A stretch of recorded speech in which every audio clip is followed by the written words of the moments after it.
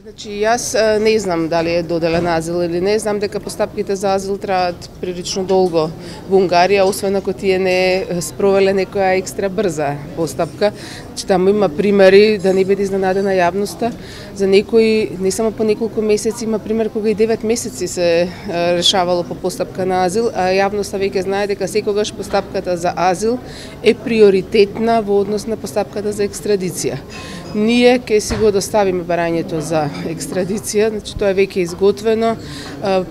Дел од материјалите се целосно преведени, дел накнадно ќе бидат доставени, бидејќи тоа се огромни материјали, со оглед на тоа што ние во нашето барање за екстрадиција ќе бидат опфатени не само пресудата Тенк, туку сите обвиненија кои што постојат, сите истражни постапки, дури предистражна постапка. Сите ќе бидат наведени во барањето за амнестија, за екстрадиција и сите тие ќе бидат основ практично за утре, ако се екстрадира, да може да се гони. Ако не ги наведете сите, потоа може да се јават проблеми во практикувањето, значи во праксата пред судот, и би требало поединечно за секој од нив да бараме, така што моравме да спремиме комплетен документ кој што ги набројува сите постапки кои што се во тек против поранешниот премиер. Значи, во случај да има азил денеска или утре, според овие информации, тоа значи дека ние продолжуваме со постапката за екстрадиција?